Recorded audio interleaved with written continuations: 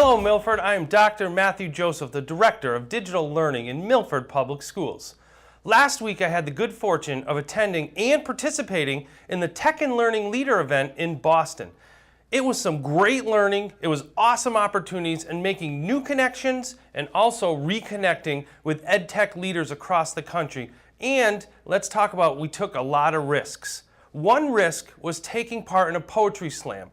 The poetry slam made me think of the Henry David Thoreau quote I often read before trying something new. And that quote is, "If one advances confidently in the direction of his dreams and endeavors to live the life which he has imagined, he will meet a success unexpected in common hours." So, after reflecting on the event, I wanted to share with you some of my thoughts on risk-taking, because many of us at the event took a risk in some fashion. It also got me thinking, what can aspirational people do to keep growing?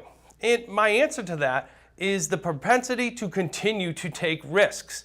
Earlier in the week, you saw some of our fourth graders take a risk coming in here, and I want to explain to you some of the risks that we took at this event. Now, at the event, we didn't go skydiving or swim with sharks at this event, but we did step out of our comfort zones. Many of us have either participated in the keynote, or we led a session, or we ran a playground event, or participated in the poetry slam. And for some people there, it was their first event at EdTech Leader, and participation was stepping out of their comfort zone by collaborating with some colleagues that maybe they only follow on Twitter. So I know there have been hundreds, if not thousands, of articles that have been written about how making mistakes is the key to success. However, as I reflect on that thought, my issue is emphasizing the outcome, the mistake, rather than the type of culture we want to create. It's not the mistakes that lead us to success, it's the culture of risk-taking.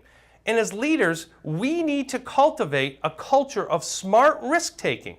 A culture where people understand what risk-taking is. What is a smart risk? And then feel comfortable proposing or even taking that step to take that risk. For example, I talked about our poetry slam. Carl Hooker, who is the Director of Innovation in Eanes ISD in Austin, Texas, sent many people an invitation. It was our choice to participate, and 6 of us did. He provided us with some exemplars and checked in often to ensure we felt supported. He also gave us tips and encouragement along the way. That is what I'm talking about when I talk about supportive culture. He allowed us to take that risk, so thank you, Carl, for that. And this MPS Talks will be an expansion of my thinking about taking risks for growth. I think there are many types of risks. Smart risks, which are clear, calculated, planned, and rational based on analysis and facts.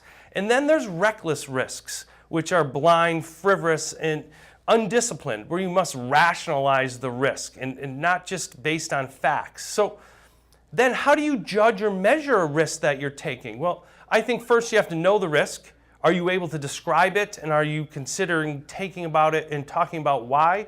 Then, what is it to participate in the risk? Are you able to detail what needs to happen to get there while focusing and planning? Finally, reflect and go. Once you decide to take that risk, make it happen. Now that you are a go, how do you proceed with taking a risk? Well, me personally, I say preparations and safeguards. Yes. Well, so what do I mean by preparations and safeguards? Well, that's 1, avoid unhealthy or reckless risks. 2, don't risk everything. Taking a risk is for growth.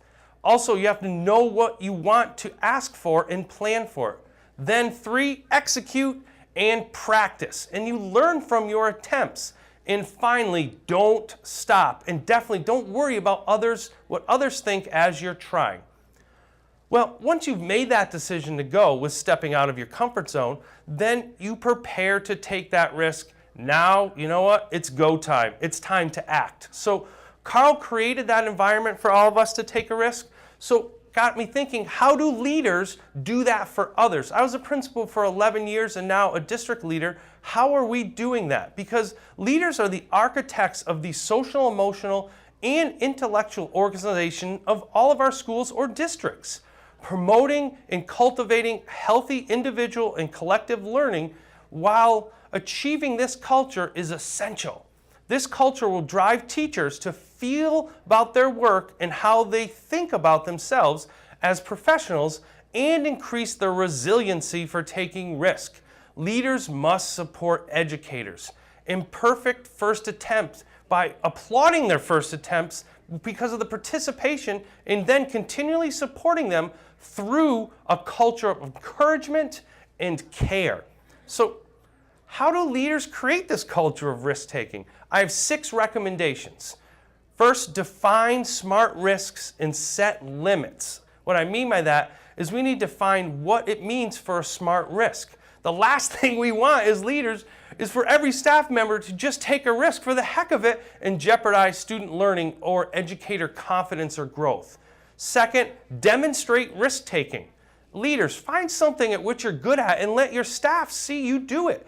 Make the point, regardless of your performance, that you will never be able to improve at this activity unless you are willing to push yourself to the point of making mistakes.